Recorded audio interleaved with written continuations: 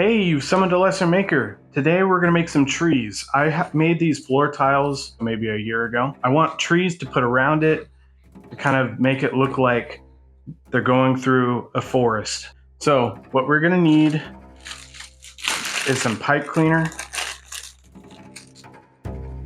and a drill to make this faster. You can always twist this stuff by hand, but if you're going to make a couple of these trees, it's going to be a lot easier. You're going to want to start the twist here, and then I always like to kind of curl it back.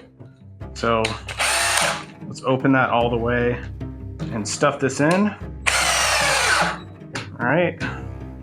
And then you're just going to let it twist.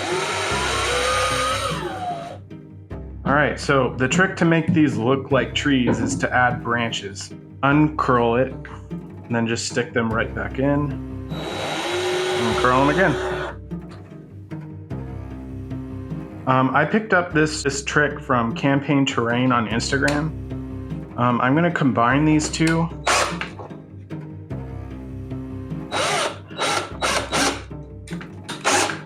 And then you can uncurl them after. After separating the main branches, you're going to want to separate those into smaller branches at varying lengths in different positions. The more variety, the better. As far as a base goes, I started with a 3" by 3" foam core square. I just stick the armature in and through the foam core. Now I'm going to show you a time lapse from start to finish. I really like this method because I got these at the dollar store and I can make 3 trees out of a pack. The other great thing about this method, as opposed to some other methods where you use a wire, then you add to it, is the armature is already in it and it doesn't require any glue. So you just twist them together and then you use heat to weld them basically together. This is a really fast method to do a bunch of trees with the stove. I've done this with a lighter. The nice thing about the stove is you can just point the edge of the branch at the fire and it will automatically kind of feather the thickness of the branch. Use the heat and not the flame to burn it off. So that's kind of why I have it on high and I keep it at a distance. The heat will shrink the fibers into like a protective shell, and so you need to make sure that that protective shell is over the entire tree or this doesn't work.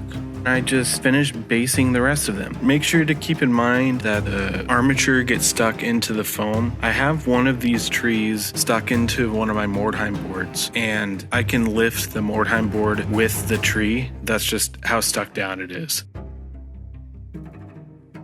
And this is how they look before they're primed.